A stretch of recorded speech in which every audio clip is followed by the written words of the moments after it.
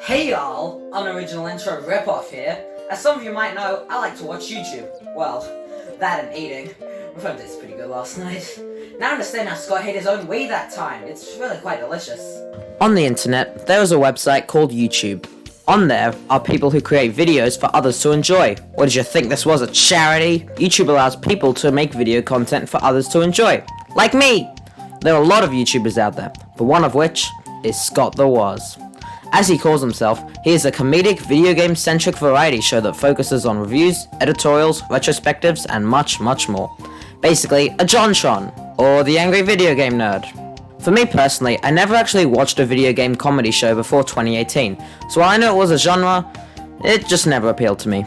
But that all changed in 2018. Okay, so this is going to be quite lengthy, so I'm going to have to talk about this in several chapters. You can probably find them somewhere, maybe on your screen, who knows.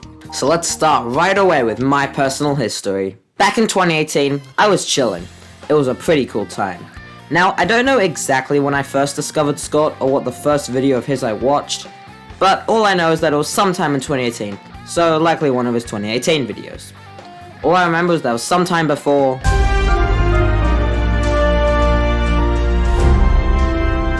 the 100 episode special. I remember when browsing through his channel, my eyes always skipped over It's Awesome Baby and would just scroll to WiiWare Chronicles 5. Yup, I'm officially an ignorant idiot. Welcome to the club. How do I leave? But that's my personal story. What about his? Well, Google didn't tell me too much. It's okay though. Scott the Woz Wiki is here to help. Basically, Scott over the years has owned 4 YouTube channels. He's beating me! He had 2 YouTube channels when he was a kid, and 2 YouTube channels in the present day. His channels from when he was a kid include Wozniak News TV, and a not very well known one, Wozniak News YT. I'll start off with Wozniak News YT, as it's the least known, not even having a page on the wiki dedicated to it at the time of recording, and it was the first chronologically. Looking at the channel page, it doesn't even have 100 subscribers. As a matter of fact, I was its 64th subscriber. That's one for the history books. It even has less subscribers than one of my channels. Ha! I'm more popular than Scott Wozniak is a 12-year-old. The only public video on the channel is a video telling people to go to Scott's newer channel, Wozniak News TV.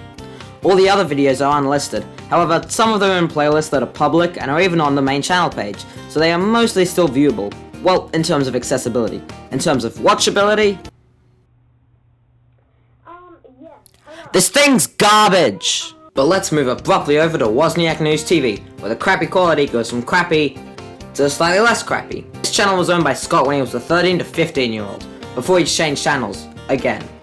This channel is where he uploaded more videos in the series Wozniak News. If you want more info on this, Scott has actually uploaded several videos to his current second channel, Scott Stash. Have the channel linked in the description amongst some other Scott-related links. To summarize what Wozniak News is, Scott made a Wozniak News video, a parody of a news report, and then decided he liked the name, so he started a series with said name.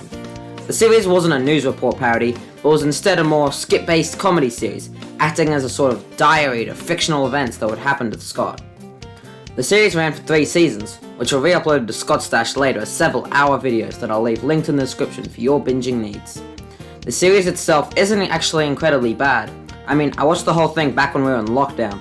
From what I remember, the series doesn't really have a proper ending, it just kinda stops after 3 seasons.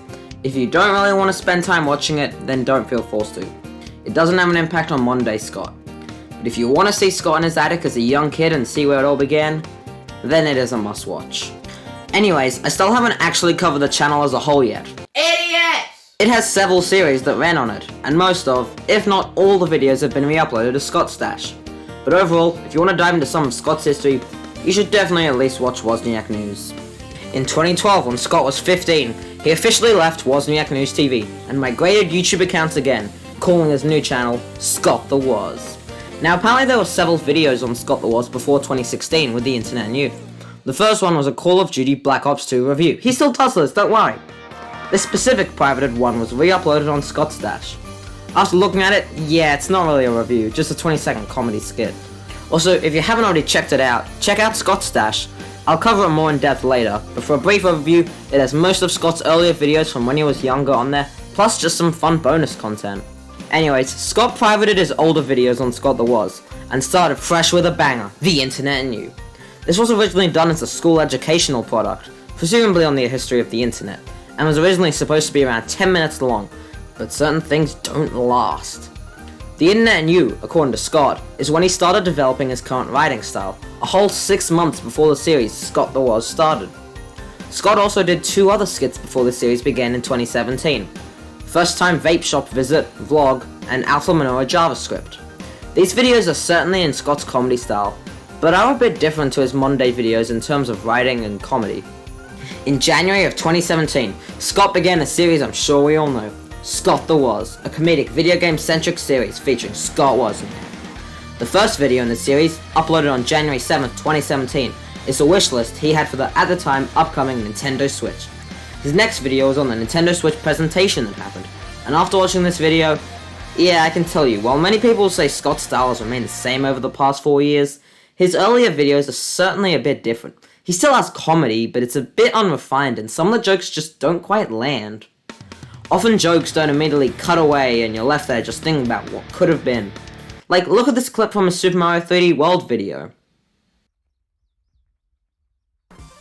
Now compare it to something like this. Going off of the fucking rocker, and just to show you how insane I've been lately, I ate here.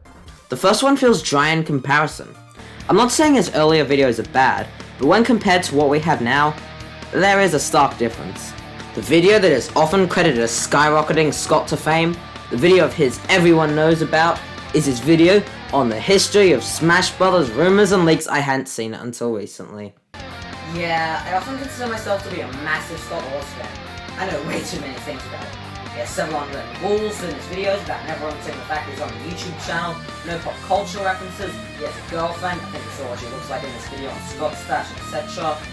But even knowing all these facts, I hadn't watched all of Scott's 2017 videos until I got bored during lockdown earlier this year. I had watched every single 2018 one, even the ones at Old Location McGee, all of his 2019 videos, and all of his new uploads. But some of his 2017 videos, I could just never bring myself to watch. Their quality is still amazing, but they pale in comparison to the newer ones. But this isn't about me, this is about Scott's history. His history of Smash Brothers rumors and leaks video has over 1.4 million views at the time of writing, and that number is likely to grow over time. But in 2017, Scott's videos just weren't exactly a work of art. Some things were just off, and the video and audio quality were a bit lower than what we were used to these days. But a few great episodes from this season, Polybius, Lost in Localization, and A Very Mandatory Christmas, but I'll save that episode for later. I still have more to cover. We still have every season following. So next up, Season 2 of Scott the Woz. This season was definitely where things started to get good. This was the final season that Scott was still in Old Location McGee, before his move halfway through the season to New Location McGee, an apartment instead of his parents' attic. His family was moving out of the house in a few months, so Scott would have needed to move anyway. So he bought an apartment somewhere in Ohio and has resided there to this day. Nowadays, yeah, this place is where all the new videos are shot. But in 2018, this place was brand spanking new, and definitely upgraded the quality of his videos. His videos at his old house in 2018 were still good, and had improved audio and video quality from Season 1, but being in an apartment made everything even better. This season has some pretty great videos, like Game Stores, Night Trap, the WiiWare Chronicles Parts 1 to 4, a series within a series on Scott and his journey with the Wii Shop channel and WiiWare, and it's awesome baby, but we'll cover that video and A Very Mandatory Christmas next time. For now, it's on to the foreign year of 2019, probably one of, if not my favourite years/seasons of Scott the Woz. This year began with the conclusion of the aforementioned series, the WiiWare Chronicles 5, being released on the day that the Wii Shop channel closed. This season was the first full season to be set at New Location McGee. Season 1 was at Old Location McGee, and Season 2 started out at the old place, but Scott moved to an apartment halfway through as previously mentioned, meaning this is the first full season to take place here. From WiiWare Chronicles 5, we had some killer episodes like The Great Mysteries of Gaming, his coverage of the first 6 Mario Kart games, and It's a Bargain Bin Christmas, but like with It's Awesome Baby and A Very Mandatory Christmas, we'll get to that next time. For now, it's on to the 4th and current season of Scott the Woz. This season hasn't actually fully aired. At the time of writing this part of the script, it's up to episode 187, an episode on Super Mario 3D Land, and the episode before that was the Halloween special Memory Cards. It's currently a Saturday here in Australia, so a Friday in Ohio, so episode 188 should be out on Monday mid-morning for me, and Sunday night for all you Americans who at the time of writing still can't figure out your president. Jeez, just pick one, I know neither are good choices, but still! The season began with an episode on anime games. Oddly, this episode seemed like a sort of special episode, but didn't key into anything else. From anime games, this season had some fairly nice episodes despite a pandemic, which I'm gonna bet all of you have at least heard of by now. The season so far has included some great episodes, like the aforementioned anime games, We Dare, and another series within a series, The Dark Age of Nintendo. This was a 3-part series where Scott reviewed the games Animal Crossing Amiibo Festival, Mario Tennis Ultra Smash, and Chibi Robo Ziplash, a game that Scott had ridiculed for years, and he finally took an in-depth look at it. Seriously, this is one of the longest individual episodes of Scott the Woz so far, almost as long as the entire series of the WiiWare Chronicles. The WiiWare Chronicles were 5 episodes, ended up about an hour long when put together, but Chibi Robo Ziplash on its own is over 46 minutes long. Now, I'll admit, I have some problems with this episode. Scott does clearly hate the game in this video, which adds a lot of comedic elements to it, but it also sounds like that transferred into the voiceover as well. You have to spin the destination wheel. That sounds like fun. What does it do? The controls in this world. This game is far from difficult. It's incredibly easy, but if you happen to fall down a pit or something, starting back at the last checkpoint is grueling due to how slow everything is. The final battle is pretty cool though, and the fact that the start of the episode is a play on how the first episode of the Dark Age of Nintendo started makes this episode pretty damn great. Aside from the previously mentioned episodes, a few other ones that stand out are Raid Shadow Legends, Game Show Games, gaming press conferences, released the week Scott would normally talk about E3, and another episode simply titled The Trial, which functions as a sequel to The Great Mysteries of Gaming, and it's a bargain bin Christmas, which I'll cover more in depth later on. Memory Cards, the Halloween special, and an episode on the original Mario Party, filmed in a similar way to the Dark Age of Nintendo, but I personally think it's meant to replace the coverage of the Mario Kart series. These episodes are all great too. Overall, this season has actually had quite a few special or larger scale episodes than previous seasons, despite being filmed throughout a pandemic, which would presumably cause some mayhem due to restricted travel. But I haven't finished with Scott the Woz yet, because I still need to cover Scott's stash more in depth. Yep, that's right, Scott's secondary channel.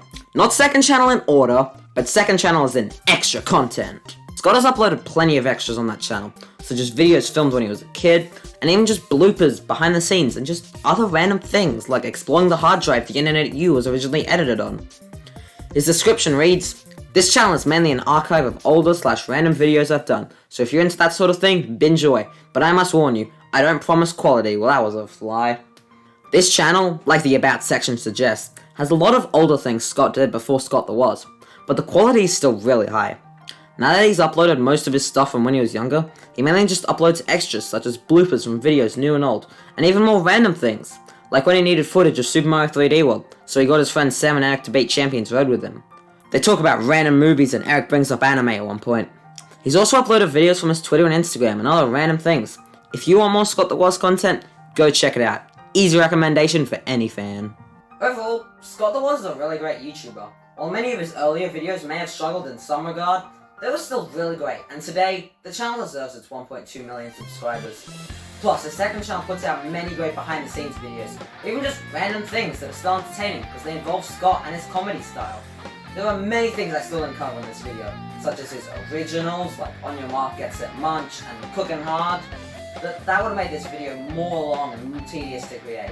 And since these don't end up keying into the story and lore much, I felt they didn't need to be included. There is another topic I need to cover, however, and that is his end of series specials. But that can wait until the foreign country of tomorrow. Let's live in the now. I just googled it, and it turns out the phones are for calling people and not eating. That, and I also need to go to hospital from all the crap in my system.